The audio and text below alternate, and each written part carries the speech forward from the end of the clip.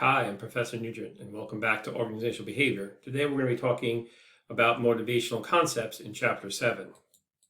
So, motivation, we can think of it in three key elements. So, it's a process that accounts for an individual's intensity, direction, and persistence when trying to achieve a goal. Now, the level of motivation varies among individuals and within individuals at different times at their work life or the day or the week. Some people might feel more motivated on Monday compared to Friday. So the general definition of what motivation is, I'm sure everyone understands. It's just your willingness and your ambition to get something done. Now, the three key elements that I mentioned before, the intensity, concerned about how much effort you're going to put in or how hard you try, how much time you put in, that's sort of your intensity. How serious you are committed to the achievement of a particular goal, direction, the orientation towards the benefits of the organization. So is your motivation to help the organization achieve better goals, better sales, better profits, or is your motivation to achieve more power for yourself within the company? And then persistence. How long are you going to maintain this intensity in this direction, in the direction of achieving this goal? How persistent will you be? Many people get motivated, but the motivation only lasts for a short period of time. Take, for example, why gyms are so busy in January, because a lot of people get motivated in January for New Year's resolutions, but very few are persistent and stay the course. And very few have the right direction as far as what benefits they want to get from the gym. They often have the goals too unattainable or the benefits too unattainable. So they often fail and drop out by February. In Maslow's hierarchy of needs, this is a very common hierarchy. They talk about a pyramid, and they talk about these different levels of needs as far as psychological, safety, security, social well-being, social belongingness, esteem, and self-actualization. Now, the hierarchy of needs is the most well-known theory of motivation, and Maslow's hypothesis that within every human being there exists a hierarchy of 5 needs, beginning with the most basic, broadest one of the psychological need that includes hunger, thirst, shelter, sex, and other bodily needs. And the second level is safety, the need to feel secure and protected from physical and emotional harm. The next level is social belongingness. That includes affection, belonging, acceptance, friendship. Reaching the higher level, we have esteem. Needs that include internal esteem factors such as self-respect, autonomy, and achievement. The external esteem factors such as status, recognition, and attention. At the top of the hierarchy is self-actualization. Needs, this is the drive to become one that is capable of becoming and includes growth and achievement of one's potential and self-fulfillment. Okay, so Maslow's need theory is been pretty well received and is well comprehended, understood among many individuals. It's even almost intuitive that people say, yeah, that makes sense. You start with your basic needs. Once they're fulfilled, you go to some of the more complex needs. So especially managers have taken to this, and intuitively, it's logical, easy to follow. It's often been validated, but it's a pretty old theory. But one that has stood the test of time because it's so easy for most people to comprehend and understand how this would motivate somebody, and the levels of how the motivations change once one is satisfied, you moved on to the next level. So comparisons of satisfiers and dissatisfiers. So now the comparisons, this is proposed by psychologist Frederick Hertzberg. When he investigates the question, what do people want from their jobs? The two-factor theory is sometimes called motivation hygiene theory. Hertzberg describes people or describes situations in which they feel exceptionally good or bad about their jobs. These questions and these responses are tabulated and categorized. And from the categorized responses, as shown in this slide, Hertzberg concludes that intrinsic factors such as achievement, recognition, responsibility, and advancement seem to be related to job satisfaction. Respondents who are dissatisfied tend to talk about factors about supervision, pay, company policies, working conditions. Moreover, the opposite of satisfaction is not dissatisfaction. So if you're removing dissatisfying characteristics from a job, does not make the job satisfying. So basically, jobs, what makes you dissatisfied doesn't necessarily, the removal of these things doesn't necessarily make you feel satisfied. Job satisfaction factors are separate and distinct from what makes you feel dissatisfied. Now, in the graph, you look at the factors characterized in this bar chart. So there's about, 1,753 events on the job, which led to extreme satisfaction. So the horizontal axis is marking the different factors. The vertical axis is marked with percentages and ranges from 0% to 45% increments of increments of 5. So the approximate data from the graph in the format factor percentages is following: achievement 40%, recognition 30%, work itself 25%, responsibility 20%, advancement 10%, and growth 7%.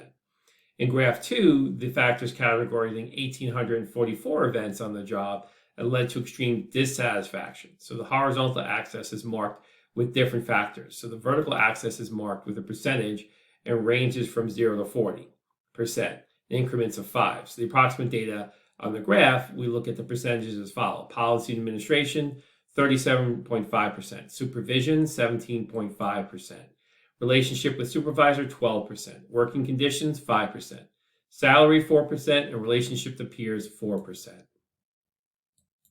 Okay.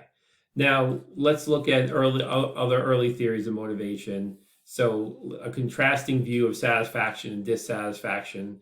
So what this is telling us here is, if we look at this traditional view, Hertzberg's view, motivators, hygiene factors. So managers who eliminate job dissatisfaction factors may not necessarily bring about any type of significant motivation.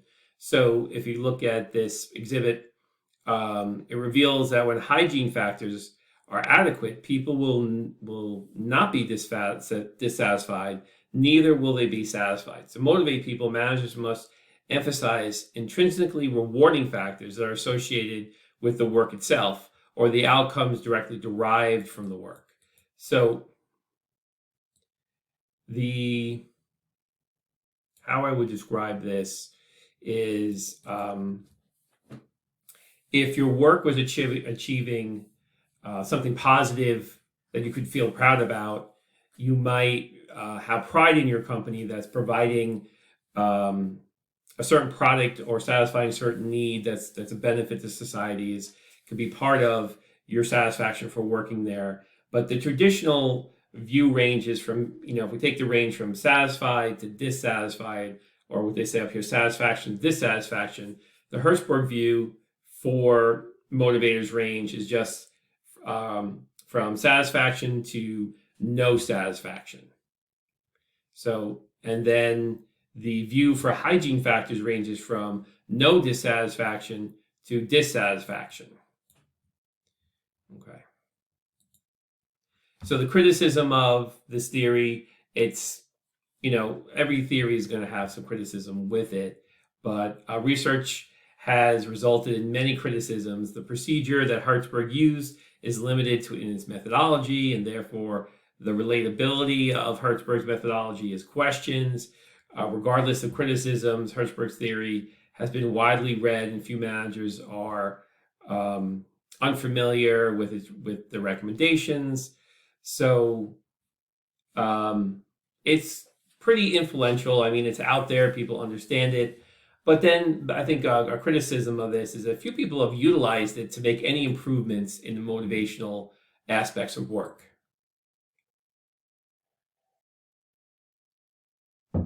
Okay, so if we move into McClellan's theory of need, so the theory focuses on 3 needs. So this is another traditional theory, the theory of needs, and the theory focuses on achievement, power, and affiliation.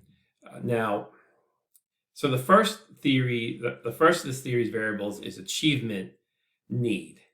So which is the drive to excel, to achieve in relation to a set of standards, strive to be successful. High achievers perform best when they perceive the probability of success is 50-50. So they like to set goals that require stretching themselves, but not goals that are impossible. Now, the need for power is the second variable. And this is the need to make others behave in a way that they would not have behaved otherwise. So the need for power is described to have an impact, to be influential, to control others, to have control of their own job. Individuals high in power enjoy this feeling of being the boss, being in charge. And they strive for influence over others. They prefer to be placed into competitive and status-oriented situations. They also tend to be more concerned with prestige and gaining influence over others with, effective performance. Now, the need for affiliation, this is a desire for friendly and close personal relationships.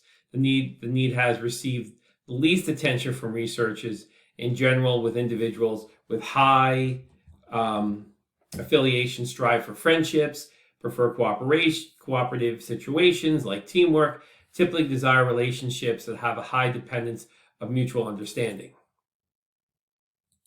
Okay. Now, does the research support this? Well, specifically, relationships between high achievers and job performance. When employers have a high level of achievement, when employees have a high level of achievement, they need to exhibit more, or they tend to exhibit more positive behaviors and moods, and they'll be more interested in their work. They tend to perform well in high stakes, high pressure condition jobs, and they're uniquely encouraged to work into the sales areas, typically very rewarding for them. Now, as far as power, the research has supported both, power and affiliation concepts, but mostly the achievement concept has seen a connection between this theory and people who are higher achievers. Now, the self-determination theory, employees, when we talk about this, we can begin our discussion with contemporary theories of motivation by explaining the idea of the content-led theories, but content-led theories are primarily concerned with the fundamental motives and individual differences in motivation, in states common to all people, that, just a common description of motivation and a lower level definition of what motivation is.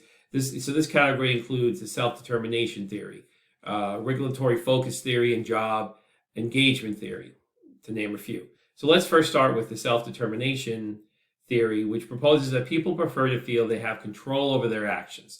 So anything that makes a previous enjoyed task feel more like an obligation than a freely chosen activity will undermine their motivation. So they like to feel like they made the decision to do this, and they're doing this because they want to, not because they're being told to, not because they're being forced to. So most research on self-determination theory in organizational behavior has focused on this cognitive evaluation theory, which hypothesizes that intrinsic rewards will reduce, maybe I want to say that extrinsic rewards will reduce intrinsic interest in the task. So outside rewards will reduce the inside interest in the task. For example, when people are paid for work, they feel less like somebody or something. It feels like something that they less likely would want to do, and something is something they more have to do. So this is an interesting concept. So basically, if you're volunteering at an animal shelter, I think is an example from the book where somebody volunteered at an animal shelter, they felt good about themselves, they were proud of their work, and then when they were hired and actually paid for the job, they felt different about it. I remember this when I was a student. I was a volunteer student tutor to help other students. And then at one point, they actually hired me to be on staff as a tutor. And then sort of their attitude towards me changed. When I wasn't volunteering anymore, then they started giving me other tasks besides helping tutor students, such as sharpening pencils and filing and more secretarial type of work. And I just kind of felt like, I quickly said to them, you know what? Thanks, but no thanks. I think I'll just go back to volunteering and not being paid, because I didn't like the idea of now they have some sort of control over me because they're paying me, and I have to listen more. I have to follow more and do more menial tasks now. Self coordinates theory. So this is an aspect of self-determination theory. This is self-concordance, which considers how strongly people reason with the reason for their pursuing the goals are consistent with their interest in core values. So if individuals pursue goals because of an intrinsic interest, they are more likely to attain these goals and be happier, even if they don't. So this is really sort of like, is what you're doing does it really resonate with you and your core values? If it's something that you really believe in or a cause you believe in, you might work even harder, or this is why a lot of people who volunteer for political campaigns often feel very satisfied with their work and feel very motivated, even though they're not getting paid, because they want to see this candidate win, or they have a invested interest in this candidate winning. So, when there's more to the job than just completing the job, there's actual other things tied to the job's performance or the results that align with your core values, then you're more motivated to do it. Makes sense, right?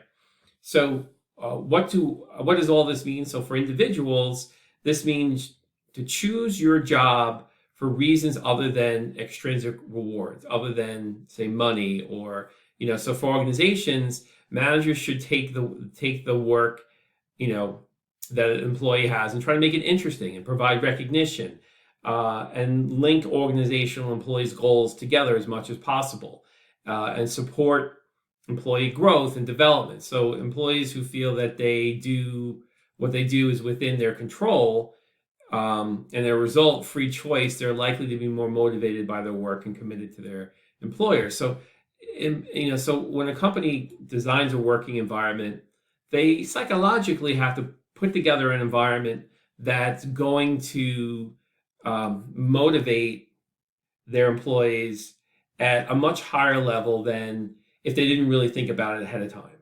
And they can, quite simply do this by educating the employee more about what the value of their job is and how it commits to society or helps the company. So it's an interesting a way where employers are no longer just having employees do jobs that need to get done. They're looking for creating a job life experience that's going to keep the employees motivated and hopefully retain them for longer. But people differ in the way they regulate their thoughts and behaviors during their pursuits or their goals, typically falling into one or two categories. Or regulatory foci, they could belong to both.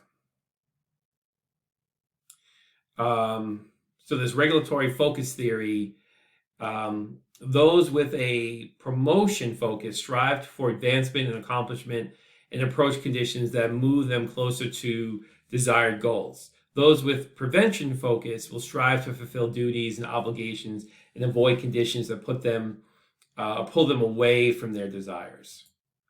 Now, job engagement refers to the investment in employees' physical, cognitive, and emotional energies to perform the job. So job engagement is a way of saying, creating a job that's going to fit well with a person. It's not too physically punishing for them. It's cognitively challenging, yet interesting, and emotionally supportive. So they want to create this job engagement where employees are receiving what they need from the job to keep them doing the job and doing the job well and being motivated to strive for better performance. Now, the better the job engagement, this is going to predict a higher level of task performance. So what makes people more likely to be engaged in their jobs, if we look at a review of over 40,000 employers, suggests that apart from the proactive personality, conscientiousness, and people are extroverted, one key trait that predicts job engagement, employees tend to experience positive moods and emotions when they're more engaged in their job, when their job provides them some sort of satisfaction in the process of doing their job and completing their tasks. Now, a lot of this is actually built into video games. When they make video games where you level up and you gain experience and you gain more abilities and stronger characters. So a lot of this theory is not just for the work environment, it's also how they structure a lot of video games too. So let's talk about reinforcement theory. So the context-based theories of motivation being, when we talk about context-based theories, we're going to start with this reinforcement theory. So reinforcement theory is a behaviorist type of theory, meaning that it portrays behavior as caused by the context or environment. So behavior is controlled or by reinforcers. So the consequence is that when they immediately follow responses, these increase the probability the behavior will be repeated. So this reinforcement theory, we want to reinforce the good behaviors and reward the good behaviors and create an environment that is more behavioral oriented. Sort of like, you do good, you get a promotion, you get a raise, you get a recognition. It's pretty, it's pretty common if you think of it's a reinforcement practice.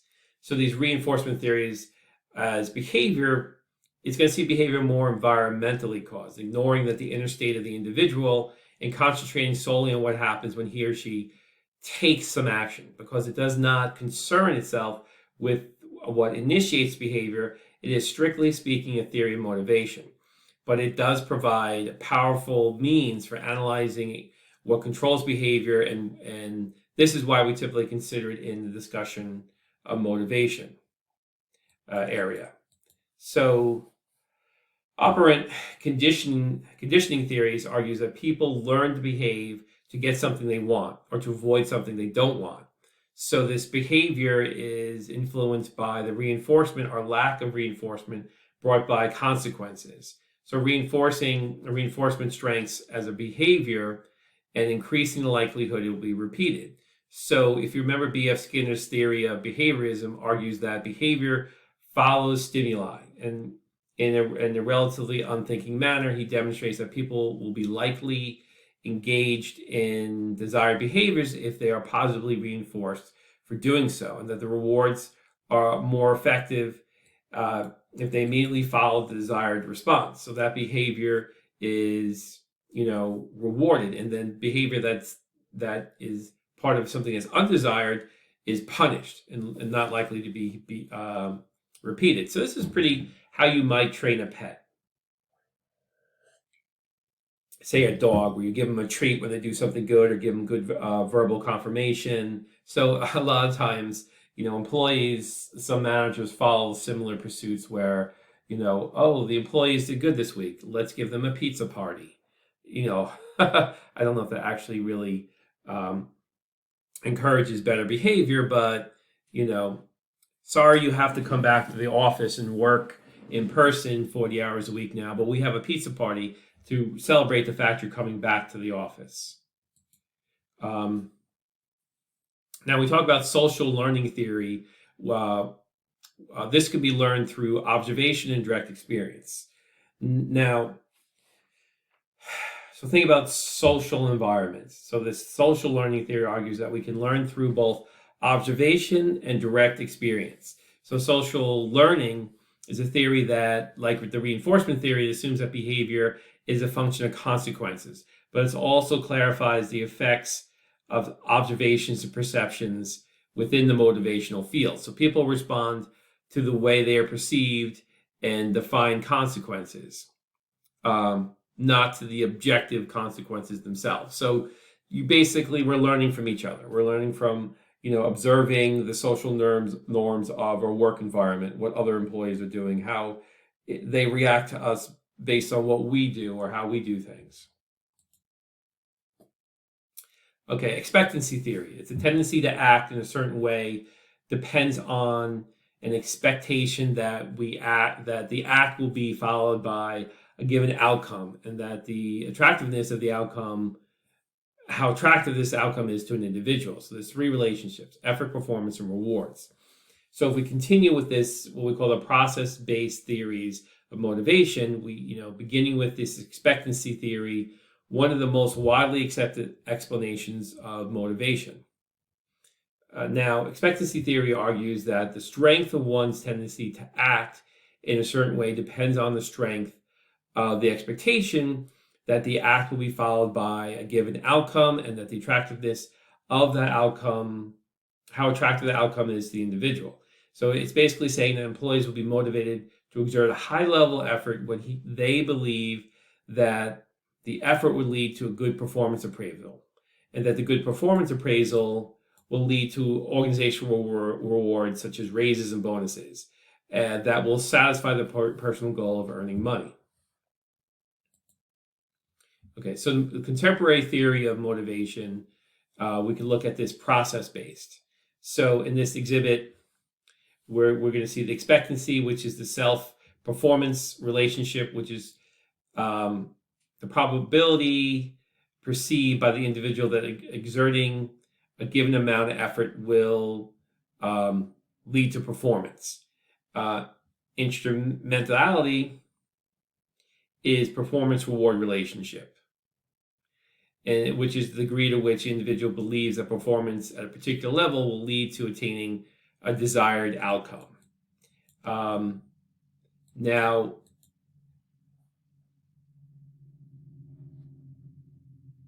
if we look at rewards and personal goal relationship, which is the degree to which organizational rewards satisfy the individual's personal goals or needs, and the attractiveness of those people whose potential rewards as an individual. Now, individual efforts connected to individual performance requires this effort-performance relationship. So individual performance to an organization's rewards require performance-reward relationships. So organizational rewards to personnel goals requires personnel goal relationship. And that's basically what we're trying to talk about in this theory. Now, Edwin Locke's goal-setting theory proposes that intentions to work towards a goal are a major source of work motivation. According to the theory and decades of evidence supporting it, goals do four things. They direct attention, they mobilize effort, they encourage persistence, they facilitate the development of strategy. Now, if an employee can participate in setting their own goals, will they try harder? Evidence is mixed. Although the process has been studied, it appears that they will not perform better. So evidence does not suggest that specific goals increase performance, and that difficult goals, when accepted, result in higher performance than easier goals. And I think a lot of this is common sense, and if you ever had a self-evaluation where you were setting your own goals, a lot of it's just BS. You're just trying to get that form filled out, and you do that once a year. You never look back or really think about that on a daily basis. So when you think about goals, it's a complex structure of the goal, the motivation, the reward, and then the persistence to obtain it, and then the feedback and encouragement from a mentor or a boss. There's so much involved in it. that there's all these other factors that are going to influence this relationship. So if we talk about some of these other factors, the goal performance relationship is going to include what we call a goal commitment, which was sort of what I was talking about before, task characteristics, feedback, goal orientation, and goal conflict. So these are just, an academic way of breaking out what's very intuitive to us. So the goal commitment is most likely to occur when an employee expects that their efforts will pay off in goal attainment. So when accomplishing the goal is attractive to them, when they actively participate in the goal setting. So the goals seem to affect performance more strongly when tasks are simpler rather than complex. So feedback in general tends to lead to higher performance when there's feedback given, and goal orientation suggests that people systematically differ in the extent they are motivated to prove themselves through good performance and avoid poor performance. So sometimes, you want to, if you can't have an extraordinarily strong performance, you at least want to avoid being seen as a poor performer. So some people just want to, be perceived as adequate at their job. So the goal conflict has a nefarious effect on employees' stress and anxiety, and can even linger and affect the performance on tasks that are completely unrelated. So sometimes if the goals are just become too serious, and some people don't like that level of pressure, and often can lead to them performing worse, having so much pressure. Now, implementing goal setting, management by objectives, so MBO. This is basically how managers set goals in their organizations. That is often left up to the individual manager. So a systematic way to utilize goal setting is with management by objectives, or this MBO. It's very classic. A lot of managers work with this. And it's been very popular in the 70s and 80s. I had to suffer through it for a while. It's still used today, but emphasizes this participation in setting goals that are tangible, verifiable, and measurable. This is where we get that saying, if you can measure it, you can manage it. And, it was pretty, in my opinion, it was a good concept, but it didn't show a lot of tangible results. So a lot of companies kind of just moved past it. Now, how do you put goal setting operations into practice? The management by objectives, was one way that allows employees to participate in setting goals that are tangible, hopefully verifiable, and measurable. Because if the goal isn't verifiable or measurable, how do you know you're going to achieve it? Now, in this slide, we're going to look at the organization's overall objectives, and they're translated into specific objectives for each succeeding level. So for the 4 areas common to the management by objective programs are goal specificity, participation in decision making, explicit time period, and performance feedback. So the MBO programs are common in many businesses, and this is sort of how they're going to start at this top level and then break it down, and then break it down further, and get the individual objectives. So hopefully, if you have your company's objectives, your division's objective, your department's objectives, and what your objectives are. This is how to structure and sort of hand out and organize the objectives for the company. So the self-efficacy theory defines 4 characteristics. Inactive mastery, or gaining relevant experience with the task or the job. Vicarious modeling, or becoming more confident because you see someone else doing the task. Verbal persuasion occurs when a person is more confident because someone convinces him or her that they have the skills. And arousal, which leads to a energized state, driving the person to complete the task. So these are some other concepts or theories in motivating. So if you look at this joint effects and goals of self-efficacy on performance, this slide shows supportive managers who set different goals for their employees may lead them to have higher levels of self-efficacy and set higher goals for their own performance. Now, the flow is as follows. Managers set difficult, specific goals for jobs or tasks that lead individuals to have confidence that giving a level of performance that they'll be attainable, and which is self-efficacy. And individuals set higher personal set goals for their performance. So the self-efficacy and self-set goals lead to individuals having higher levels of job task performance. The self-efficacy also leads to better self-set goals in the theory. So the best way for managers to use verbal persuasion through what we call a Pygmalion effect. So it's a form of self-fulfilling prophecy. Believing in something can make it true. So this basically almost saying it, or saying that it can happen, saying that it can be true, will lead to it becoming true. So when we talk about self-fulfilling prophecy, it's sort of, if groupthink is saying that, thinking that this is going to be what's going to happen, they may make decisions or actions that will actually cause it to happen. So just because we're predicting it or saying it's true or it can happen, our actions will actually lead it to happen. Now,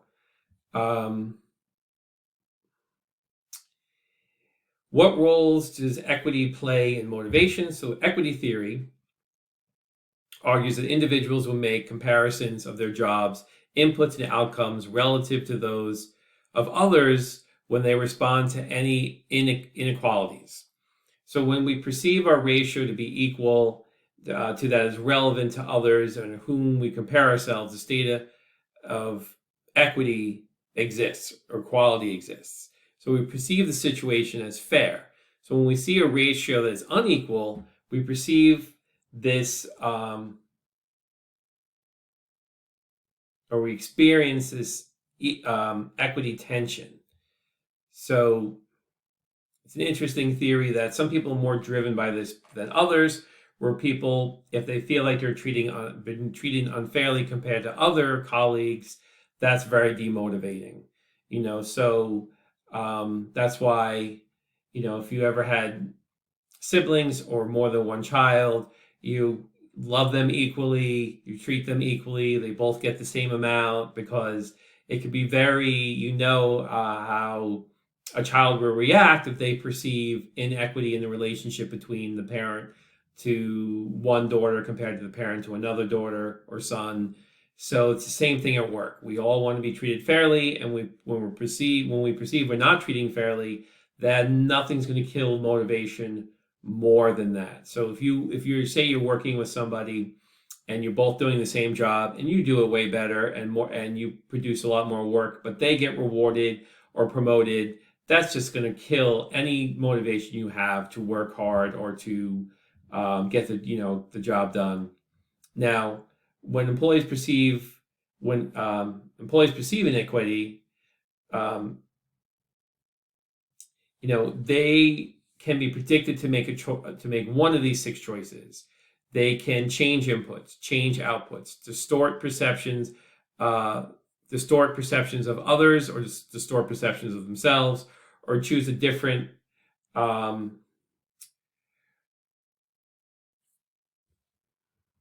referent, or they can leave the field. So you can see that I think this is the one thing managers should really focus on, is not addressing any perceptions of inequality or inequity at work, because this is going to greatly change the behavior of an employee, and usually for the worst. This may include how employees view themselves. If employees have a bad view of themselves, they're not going to perform as well.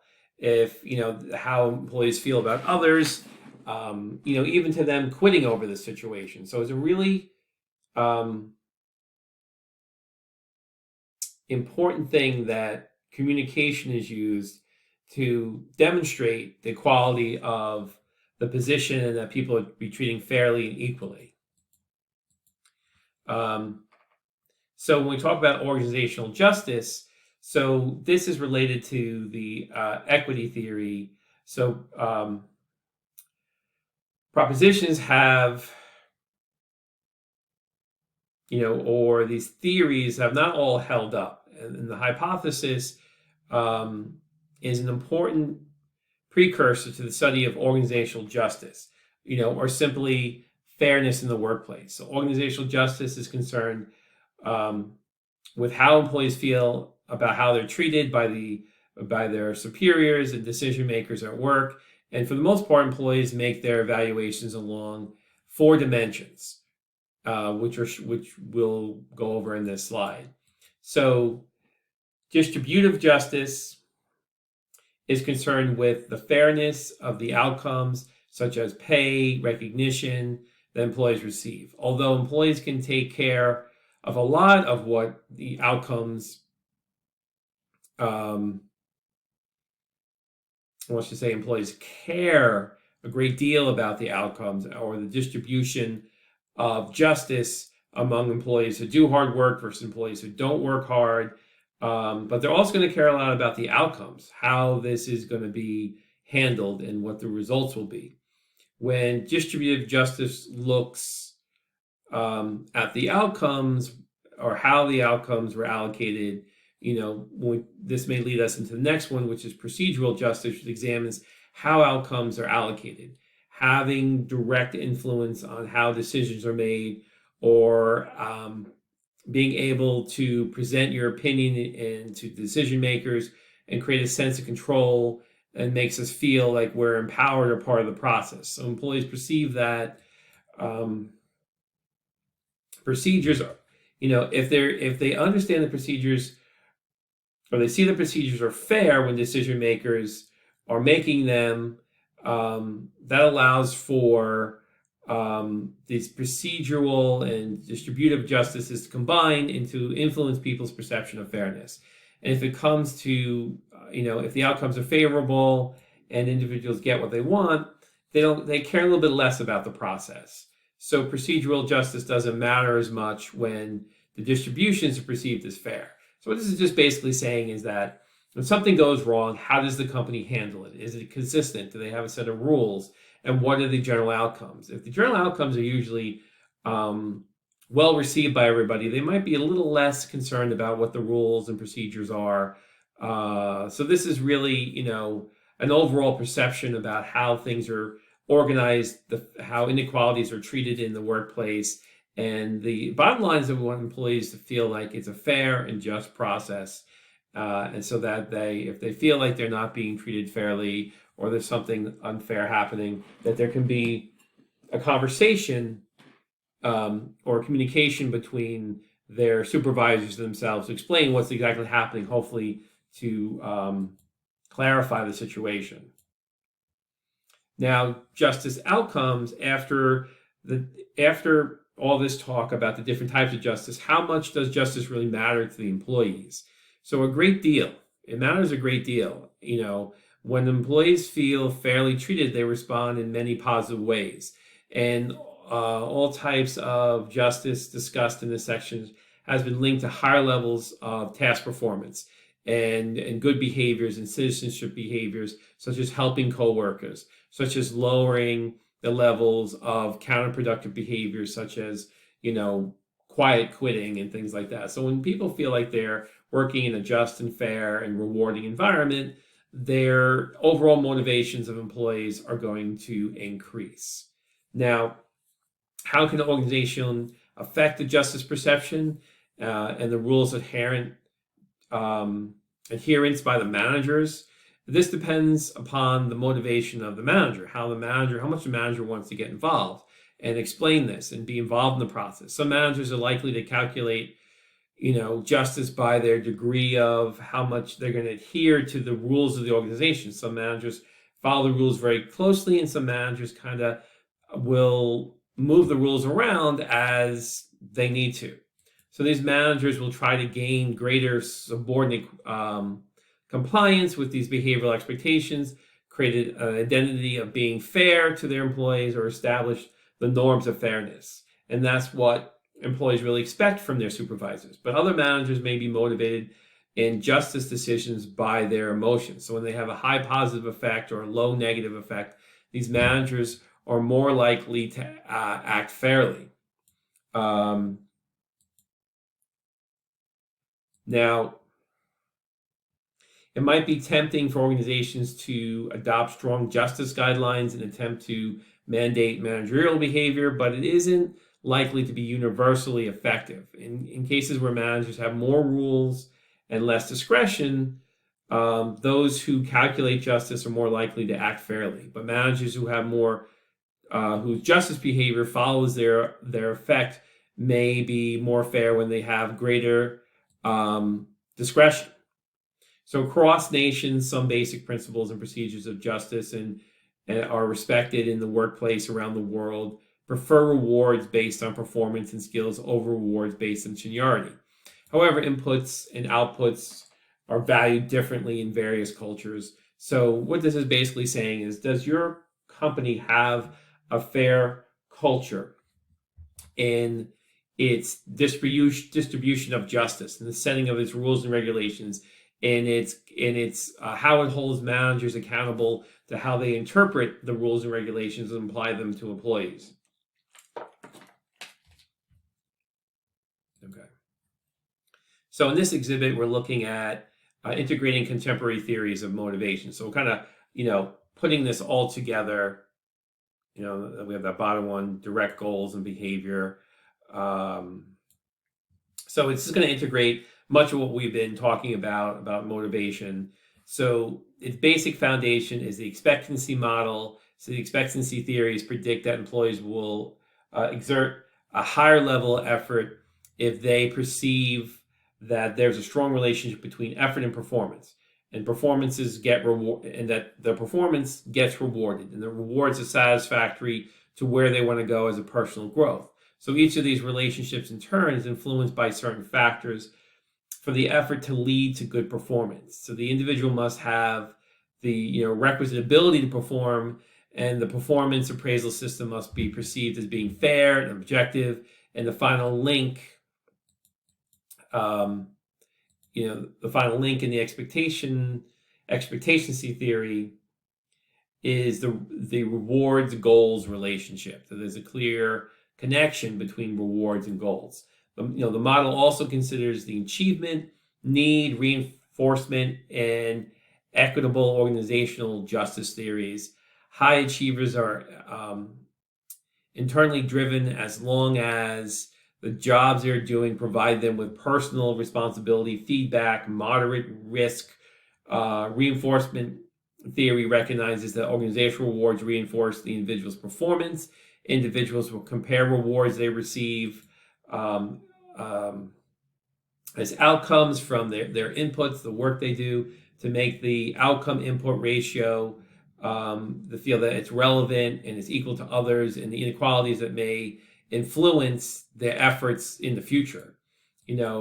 So the expectancy theory predicts that an employee will exert high levels of effort if he or she perceives there's a strong relationship between effort and performance. This is common sense.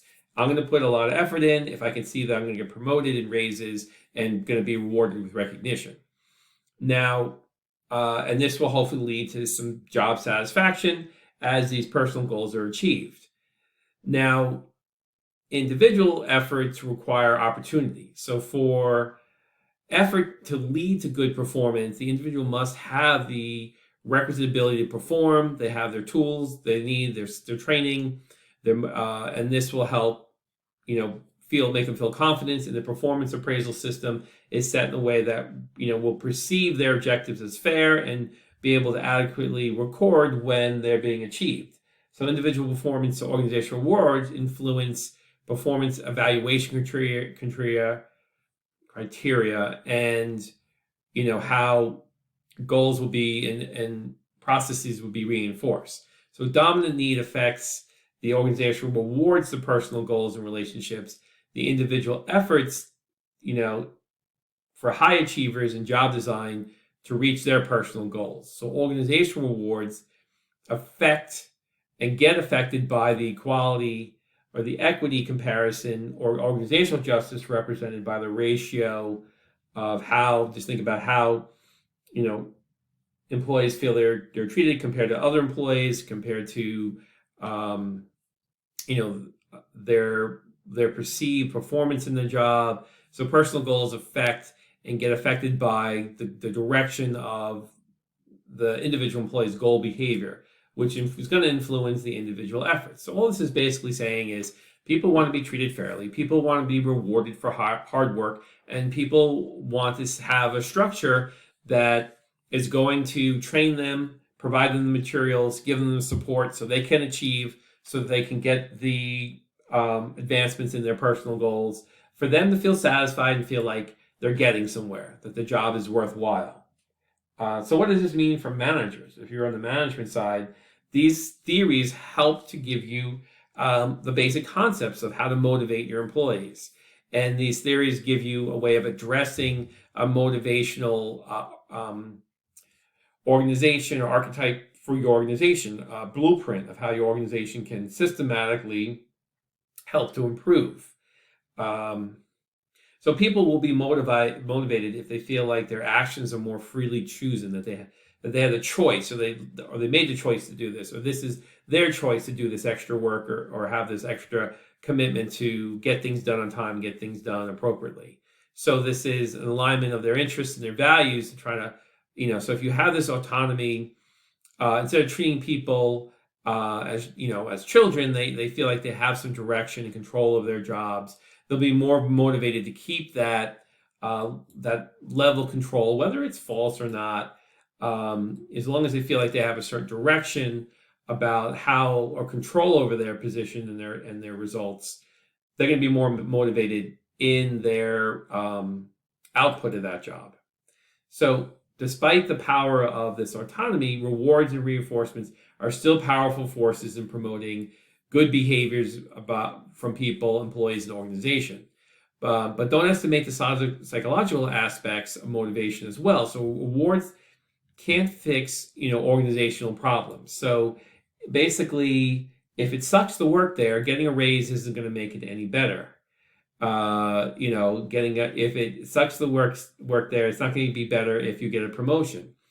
So despite this power of autonomy, rules, rewards, and reinforcements can be powerful in promoting behaviors of people. But when, you have to have an overall good organization that already has a good way of treating their employees, reinforcing good behavior, and motivating employees. If that's not in place, if it's a miserable place to work, it doesn't matter how motivational aspects they try to incorporate into the organization, it's still going to be a miserable place to work. Going back to job engagement, so this is still a big thing for management to think about. And there's confusion regarding what job engagement actually represents, how this job engagement can be put into practice, and how we can utilize it to keep employees motivated in the workplace. Now, but I think most of us have been employees or are currently employees, and we understand that, an engaging job is one that engages our mind, that engages our skills, that we have pride in, and that we like the output when we're completed and we're proud of our work, and we feel like that we're contributing significantly, and we feel that we're learning and growing as an employee, and a lot of times for a lot of these work environments, it helps if there's this, if you lead by example. So if you have a manager that understands that they need the respect of their employees. So sometimes, managers who actually do work or pitch in and help out are actually shown to be an expert in the area, and that, they can demonstrate their superior understanding of the process and the work involved from usually an experience of them actually doing the work. And they lead by example by,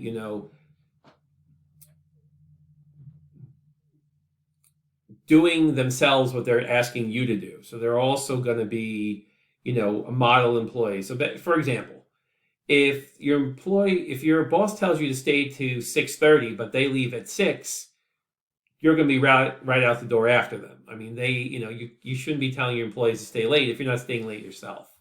It's very demotivating. So think of motivation in terms of expectancy, instrumentality, help you break down the common motivation problems in the organization and put it into parts. So ask yourself whether effort leads to performance, whether performance leads to desired outcome, or whether those involved actually care about the outcome. Harness the power of goal setting, set specific goals, make goals something that's difficult but yet achievable, and consider these factors. Determine the objectives of the company and it's suitable for the organization. So for managers, they really need to sit and think, what are we trying to do here, and how do I want to motivate my employees to achieve what we're overall contribute to achieving what the organization is trying to achieve, which is usually maximizing profits. And do your employees care that your organization is more profitable? If you have an organization where would an organization exist where employees actually care about the profitability of the organization? Well, that's simple. That's an organization that actually has some sort of profit sharing, that has some sort of bonus structure where the profits are shared. That's a great way of motivating people to, for example, if you're a salesperson and there's no commission structure or sharing of the sales that are generated, or the profits that are generated from your work, you may not work as hard. Now, self-efficacy is something we talked a lot about here. And it can affect motivation behavior throughout the process, and sometimes helpful, sometimes harmful, but consider that we look at low or high efficacy and changes through this goal setting process, hopefully to adapt. So when making decisions regarding resources of the organization, we have to consider how these resources are being distributed, who's being affected, the fairness of this distribution, and whether your actions demonstrate that you respect those involved. So this, basically, you want to keep the employee involved, feel like they're being treated fairly, feel like they're being respected. If you expect them to have some sort of self-respect or self-promotion in their job. Okay, so that ends this chapter on motivation. We have a next chapter coming up. We're going to talk more about motivation, and we have a few discussion questions this week that we're going to discuss on the Brightspace discussion board. Thank you for your time. I appreciate it, and I look forward to talking with you next chapter.